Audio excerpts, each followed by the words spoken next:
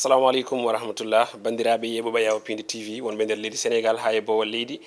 mone mon foof salminama inde manama yettode sikki ala en garti e kattanɗe jomiraɗo joom baɗe e bawɗe gam humnude aadi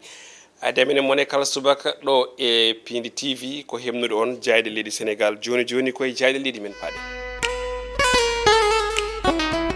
jayndeji leydi Sénégal e oɗo ñalawma aljuma ina woni sappo e jeenayyi lewru janvier hitande ujunaje ɗiɗi e nogas e nayyi ɓuuri artude koye match paɗaɗo hannde hakkude leydi Sénégal e dowla Cameroun haysono tawi won toɓɓere wonde dawrugol tawete hen kono jaydeɗe ɗi kam ɓafti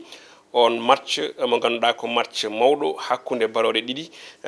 taki e nder ladde jeerede walla mbiyen won hen no mbiyata ni ladde tuula heela puɗɗortoɗen ko jayde besbi le jour e oɗo subaka hannde ɓe mbi ko on ɗon kan ne wayno tan ko ɗum haare ko adi foof ɓen ɓe ganduɗa ko entraîneur uji ɗiɗi woni ɓe ganduɗa ko joomen hakkillaji to banggue changement kono kadi alignement saabi noon jaynankoɓe ɓe mbi ko song dan ko ɗemgal wolof ɗum ɗon noon ko ɗum jeu de mots jaynankoɓe garti e famminten wonde sappo e jeenayyi janvier e ñalawma mo Cameroun ne wayno tan wanno éliminé leydi Sénégal ɗo e coupe d'Afrique muɗum Sénégal 92 jaynankoɓe kadi garti e famminten Aliou Cissé holliti wonde oɗo génération ina serti e on ɗon mbo Sénégal 92 Rigobert Song kañum suuti en konngudi holliti wonde tan ko jokkude windude tarih to banggue polgum jogui e dow leydi Sénégal to banggue compétition africaine Idrissa Gana Gueye jabtima kan haala wi so tawi Cameroun naaɓe jiiɗi ko haare maɓe dañ ɗum ɗon ɗo milieu terrain ɗo jayde Dakar Presse kam ne oɗo subaka ne wayno tan wi ko Sénégal Cameroun ko hannde sanga 17 heures ɓe mbi ko attaqué gagné manam tan yoɓe jane mabɓe kono kadi ɓe poolaɓe ɗin konngudi woni ko nden jayde Dakar Times dawri e oɗo subaka jayde l'Express quotidien kañum ne ari koye ɗeɗo baroɗe ganduɗa ko affiche wadde célébré on ɗon bi mbo Lamine Camara jaynankoɓe mbi ko ɗum deuxiéme sortie mbo baroteɗogal leydi Sénégal e oɗo CAN 2023 ɗum ɗon noon ko folde Cameroun yawta e dawal biyetegal 8e de finale gila e oɗo ñalawma aljuma hannde woni ko jaynankoɓe goni e wagginde kono kadi e sembinde baro teddugal leydi meɗen Sénégal jayde Le Soleil gendire nde oɗo subaka ari koye on ɗon CAN Côte d'Ivoire 2023 to banggue football Sénégal Cameroun ko hannde sanga 17 heures ɓe mbi ne wayno kono Lyon prêt à rougir manam baroɗe ɗe tan ina keeɓi o saaha gam windude ɓatay kono kadi windude tarih kono kadi e fettude ha leppina maillot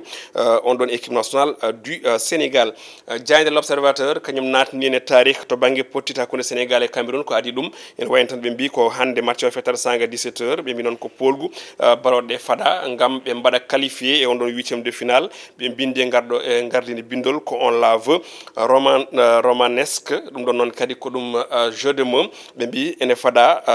ha joni pilñitugol Sadio Mané mendi e onona ne wayno ko haare gardeji ɗiɗi ganduɗa ɗi ko mantiniɗo e Afrique caggal muɗum ko Lamine Camara fandare nde ko wadde confirmé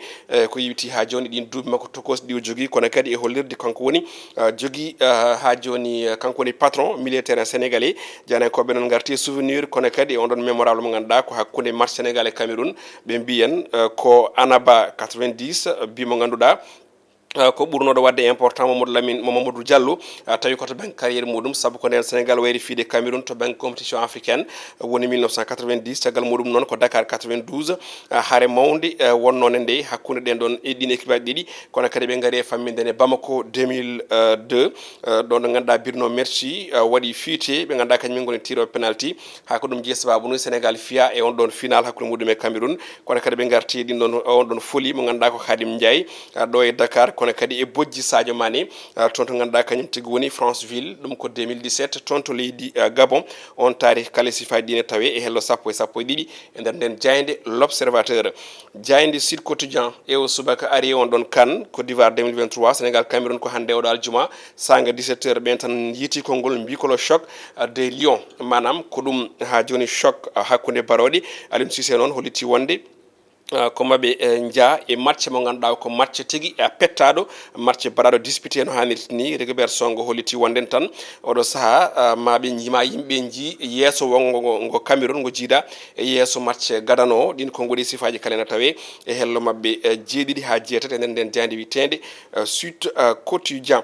jayde quotidien le quotidien o subaka ari on ɗon match Sénégal Cameroun à 17 heures e mbitande ko fin de Lyon manam tan ko heege barore noon jane ko bembi Yamuso Kuro ne wayne kañum woni leydi jitniral den don barodi don do de teldoyi Cissé Sonko be mbi ko fo amiji manam tan ko cihlagal ngal gongdani pendant 90 minutes woni ko jane ko be cifi din ko ngoden en jaaji e hello jegom e der den jayde witende quotidien le quotidien jayde star quotidien ne wayno den ari e on don fannu Sénégal Cameroun ko hande sanga 17h be mbitande ko c'est qualifié de ce soir manam tan Sénégal wada qualifié e odo kikide hande walla odo jamma pado Moussa Niakhaté e Sabali e Vincent Aboubacar be do kala ko ngoni forfait Petra odo match ko nadu Aliou Cissé holiti wonde ko match mo ganduda match gulowo jaw woni ko fada hakkunde Sénégal e Cameroun Regibert Songo kamne haali hen holiti wonde dine ko didi kala ma kollit jeese didi de jidane jeese gadane de Idrissa Gana Gueye holiti wonde so tawi Cameroun nabbe ko hare mabe tawbe do mabe tawdon hare historique non to bangi rencontre hakkunde Sénégal et Cameroun be bi ko barode ne wayn tan kanyumen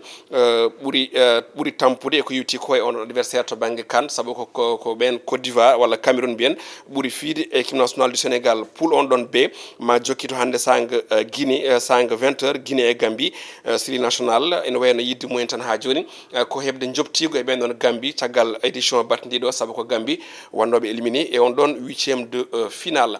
jayinde les échos kanyum ne ari hen be mbitan ko Sénégal Cameroun hande sanga 17h un combat des lions qui s'annonce épique manam tan ko hare barode de gandade ina pada war jogri wonde ko hare ngurali kono kadi hare ngacce hani takki gede fof ne tawe hen be garti hare mo ne gandade ina fada tonto milieu terrain hare entre guillemets keptugol baluji kono kadi e duel hay ko nande hen Idrissa Gana Gueye non holiti wonde so tawi Cameroun nabbe ina noddi hare nden don mabe notobe mabe tawdon biitedo George Kevin nduku kanyum ne holiti wonde ko hay goto fotani ubbude Cameroun sabu Cameroun ma yantaw o mo ganda ko Regibert Songo holiti wonde tan mabe ha joni naate matcho tawi ko sans calcul tawi be mbarani calcul sabu yidde mabbe tan ko ƴettu don 3 points hakkude mabbe équipe nationale du Sénégal guddirten walla hade men uddu taw ko jayde Vox Populi nden jayde ene wayno ari ko don deuxième journée groupe C Sénégal Cameroun ko hande en duel de Lyon tawi non fawa koy dow joptigu de tawno Sénégal ni yoptade kala saha ben me ganda kay men goni Cameroun nabbe Sadio Mané wondi mudum ne wayno tan ina era ande mbaɗa déterminé kono kadi mbaɗa on ɗon vecre ko mbiyata ko hono signe indien oɗo kikiɗe hannde saabu Sénégal wayri fiide Cameroun on ɗon compétition kene tonno e duuɓi capantati e nayyi jani koɓe noon mbi ko match mo ganduɗa o ko match paɗaɗo tigui woni ko ɗamina hannde toon to Yamoussoukro Kouro jayde Walf Quotidien ko ɗon guddirten e oɗo subaka hannde nden ari e to banggue dawrugol publication des listes définitives ko yewti ɗin songoji présidentiel 2024 ɓe mbi tan ha joni ko Diomaye Faye Cheikh Tidiane Dièye Ousmane Sonko e Karim Wade ngoni ko en sourci manam ɓe ina ɗamina jogorani jeeyede ko yewti ko e liste publication définitive walla tawi ni ko en tout cas ko kamɓe ɓuuri fadede ko yewti on ɗon fannu ɗin konngudi sifaji kala natta mabɓe ene tawe e hello tati nder nden jayde witende Walf Quotidien ko ɗo uddi robino men jayndeji ko ɗo subaka hannde joni joni o paaden koye rogere wattindi rogere men wattindinde sikki ala garaten koye coftal balli nde tawno ko ñalawmo yamiri ɗum walla mbiyen ko ñalawmo wawni en ɗum so tawi en kutorima ngol konngol nde tawno ko hande Sénégal jouata match muɗum ɗimmo e ko yewti on ɗon CAN Côte d'Ivoire 2023 kono haade men arde Sénégal taw kalten koko yewti koye on ɗon terme walla mbiyen forme d' organisation mbo leydi Cameroun leydi Côte d'Ivoire plutôt woni e wadde e ndeɗo hitande manam haɗo fuɗɗi ɗo haɗo yarat ɗo eɗen gandi ko ɗum organisation pattam lamu terme to banggue logistique kono kadi to banggue ha joni golle walla mbiyen gollorde ɗin statuji ɗi ganduɗa ɗi vraiment ina waɗi fayida no fewi non seulement ko 24 équipe ko formule kesso kono kadi ko ɗum sifa goɗɗo kono to banggue aussi kaɓirɗe e kutorde vraiment ko organisation haɗo dewɗo lawol pattam lamijo saabu eɗen jogino probléme nden vraiment yiide rolanti moƴƴo eɗen jogino probléme vraiment dañde couleur image mo ganduɗa ko pattam lamu kono kadi Afrique ne jogino probléme vraiment dañde caméra ɗi ganduɗa ɗi ko jaltinoji ko heewi kono ni haade ɗum taw eɗen jogino probléme daw fettude gazon mo ganduɗa ko gazon juɓɓuɗo haysono tawi ma wood biɗo stade Alassane Ouattara mbo Abidjan o IPMB mi sikki mbiyat ɗum ko stade mo ganduɗa o vraiment gazon o tan waɗi probléme seeɗa kono sa ƴeewi e stade uji keddiɗi ɗi foof vraiment ko ɗum norme FIFA norme international kono kadi saabi jeu africain jo yaltino hannirta ni saabu hannde o sa ƴeewi vraiment vraiment Afrique hay hunde ene ñamloyo e gazon ɗi ganduɗa ɗi walla tere ɗi ganduɗa ɗi ko keddiɗe e windere nde so tawi en mbaɗi abusé no wayi wade foof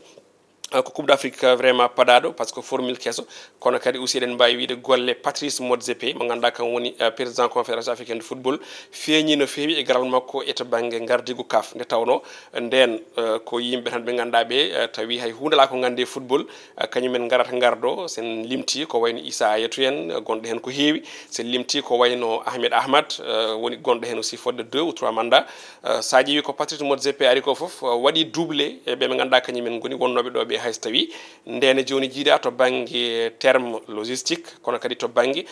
ko wiyete ha joni kaɓirɗe tig ɗen ɗon kono noon vraiment wonno ko neɗɗo ganduɗo football saabu kañum jeeyi on ɗon kippe mo ganduɗa goto e kippuji biteɗi Mamelodi Sundowns ɗi ganduɗa ɗi ne tawe toon to Afrique du Sud kippe mo ganduɗa vraiment ene jogui doole e Afrique donc ene wiye tan neɗɗo so tawi ne hokke yo hokke ko wawi yo hokke ko andi kono kadi yo hokke ko yiiɗi saabu nder presque duuɓi dabɓi vraiment o change visage Afrique kadi en kalani VAR waɗama interdire to ganduɗa ko guila début match de poule saabu ɗum meeɗano yiyede e coupe d'Afrique rawande o fuɗɗino koye quart de finale je pense que donc noon eɗen mbawi wiide vraiment terme to banggue logistique et infrastructure vraiment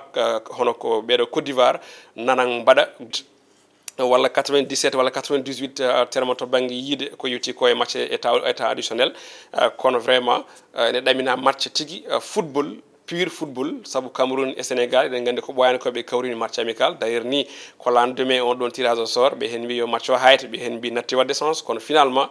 match o jouyi Sénégal fiiɓi 1-0 hay sinno tawi match amical et match compétition wona gotum kam eɗen gandi ko match tigui faɗa hono ɗi match ji kadi aussi woni ko hokkata amateur o jogade ha joni tuuya e muuyo wawde yewde match donc eɗen mbi tan baroɗe yo Allah wallu hay sinno tawi eɗen jogui ko wayno absent ji seeɗa Cameroun ne aussi ene jogui absent ji foof e wade noon kam eɗen mbawi wiide sa yi waɗama sélectionné ko tolni e 27 joueurs ko beele hono ɗiɗo ñalɗi so gari walla hono ɗiɗo absent ji so gari beele jomumen ne mbawa lomtinde en tout cas eɗen mbiya bon sens kadi surtout calcul ala ko gagnade wonande Sénégal beele waɗa qualifié e oɗo ñalawma hannde